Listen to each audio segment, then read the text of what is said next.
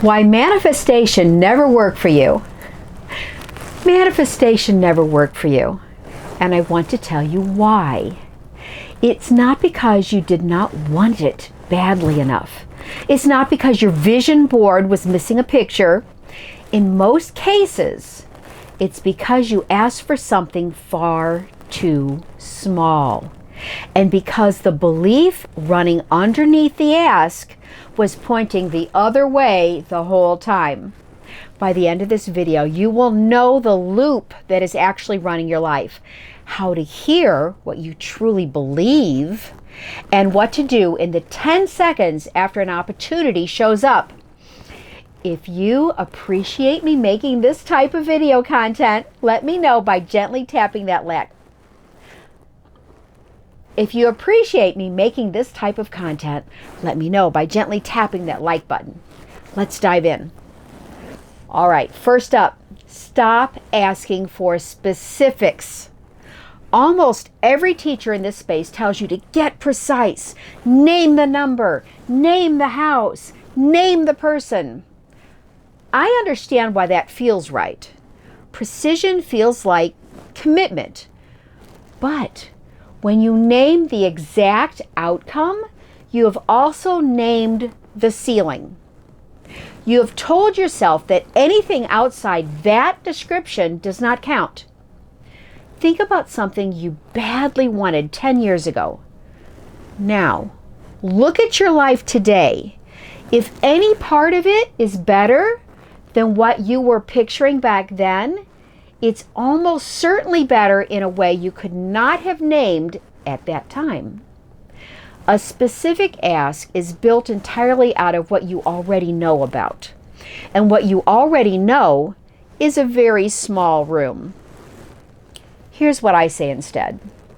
I say, if you send me opportunities to grow, to learn, and to contribute, I will say yes. That's the whole request. Now, I cannot prove to you that the request caused what came next, and I'm not going to try. I can only tell you what happened after I started living that way. I went to Thailand. I became a contributing author on the book Be the Change. And that led to an invitation to speak at the Academy of Dramatic Arts in Nakhon Ratchasima, in Nakhon Ratchasima, in Thailand. I could not have put that on a vision board. I didn't know the school existed. I didn't know the book existed. When my book, Unpacking the Attic, won the International Impact Book Award for Best Memoir of 2025, I met its founder, Nim Stant. She grew up in Thailand, and through that relationship, she invited me and 5 other authors to travel with her on a trip of a lifetime. If I had asked for something specific, I would have received something smaller, because I can only ask for what I have already heard of. Your imagination is limited to your experience. Your life is not. In another example, years ago, I fell on black ice, shattering my left knee and partly severing the nerve from my torso into my left leg. After surgery and a year of physical therapy, I was still dragging my left leg. My request to the universe was this: return my joy and freedom of movement. I want to express myself through movement. I felt led to open the phone book, and the first listing I found was a belly dance class. This led not only to my complete recovery, but a 25-year career as the director of my own dance company, Habla Rocks, Mirror Dance. I fell in love with the culture, the costumes, and the music. I did not know anything about belly dancing when I fell on the ice. If I had asked, take away my limp, I would have missed decades of joy. And one last example from this week. I was interviewed on Diane Burkhart's podcast, talking about my newest book, Symphony of Self. It was a wonderful conversation, and she told me about an upcoming book publishers convention taking place in Germany, which she would be attending. It's an annual event held in a different country each year. She invited me to join her in Chile next year. Such a fabulous way to connect with others. I could not have asked for this opportunity. Trust the universe to be working continuously behind the scenes for your behalf. Next is the part almost nobody talks about, which is the loop underneath it all. This is not something I invented. It is close to the model therapists use in cognitive behavioral work. Your beliefs shape your thoughts. Your thoughts shape your feelings. Your feelings drive your actions. Your actions produce results. And then your results reflect your beliefs back to you, which confirms the belief. It's a full circle. That loop runs whether you're paying attention or not. And it runs on the beliefs you already have, not the ones you wrote on a card. I will give you mine. For most of my adult life, I carried the belief people will always leave me. It came from being very small, trapped into a car seat in the back of my parents' Buick, while they screamed at each other, and watching my mother open the door at a stoplight and walk away. I did not know whether she was coming back. Decades later, my husband would call to say he was working late. Real job, real deadline. Nothing whatsoever to do with me. But the belief did not hear a marketing deadline. It heard, here it comes again.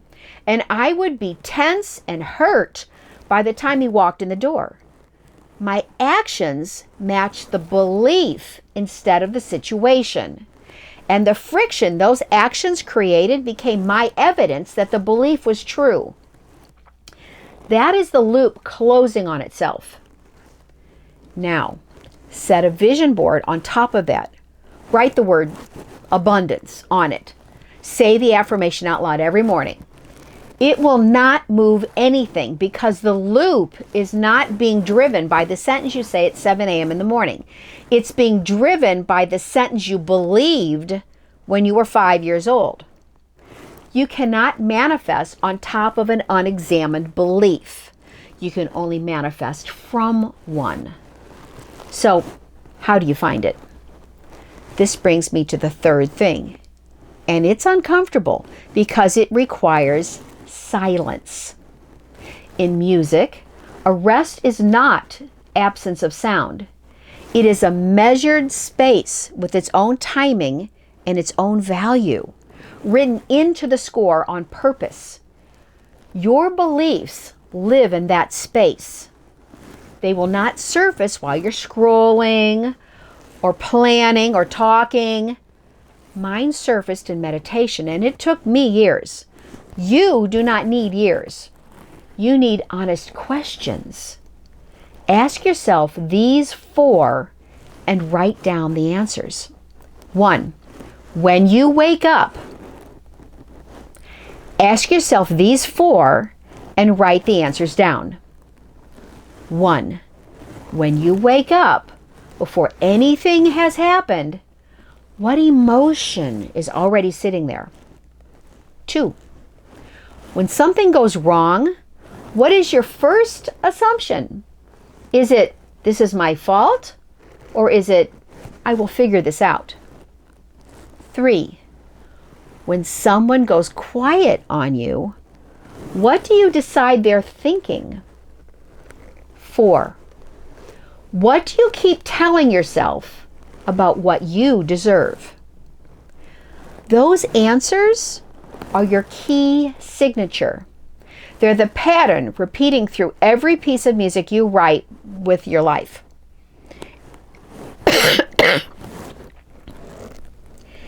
And a key signature is not who you are. It is what you learned.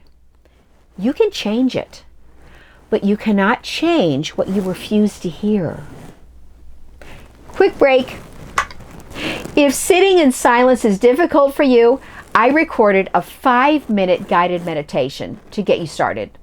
And it's short on purpose. You can pick it up at symphonyofself.com. The link is in the description and in the pinned comment below. Now back to it. The fourth thing separates the people who talk about this from the people it works for. When the opportunity arrives, you say yes, and then you do the work. Let me tell you about a friend of mine from belly dance.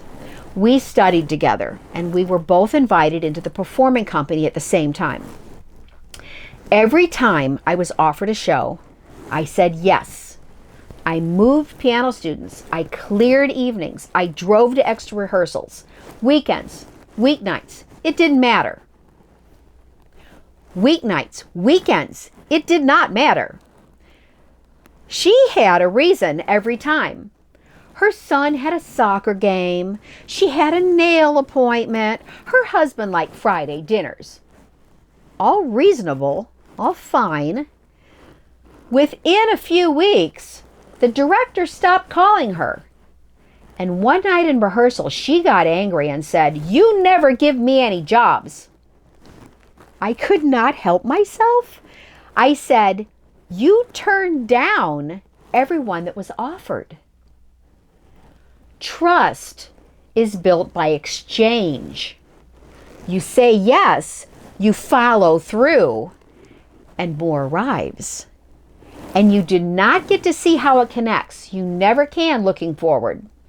You can only connect the dots looking back. Here's my own set of dots. I created a story called My Best Friends Live in the Woods. The main character is a raccoon named Albert who lives in the woods with his adopted family and many friends. I told these stories to my daughter when she was young. Years later, my daughter said one sentence: "Ask Grammy about Albert." My granddaughter said another: "You have to share Albert with all the children of the world." That was the entire opportunity. I said yes. And then I had to learn to write stories with a teaching moral, to record audios, to run cameras and lights and a teleprompter, and to edit video, which at my age was a real learning curve. We went from 0 to 100,000 subscribers in the first year. And now we have over 540,000 subscribers. None of that was on a vision board. It came from one yes, followed by several thousand hours. The last one is the hardest to hear, so I'll say it plainly. You will not attract what you are not offering. People ask for a calm, generous, loving partner while being impatient and critical. People ask for abundance while believing underneath that there's not enough and never will be. People ask for respect while speaking to themselves in a voice they would never use to a friend. So ask a different question. Not, what do I want? Ask, what am I actually sending out? Is my day mostly gratitude or mostly grievance? Would I want to come home to me? That's not a punishment. It's the most useful piece of information you will get all week because it's the one thing in this entire conversation you have direct control over today. So here's the whole of it. Ask wide instead of narrow because you cannot request what you've never heard of. Find the belief that is running the loop because that belief is producing your results, whether you approve of it or not. Sit in the rest long enough to hear it. Then say yes and do the work when the opportunity arrives because the opportunity is the answer.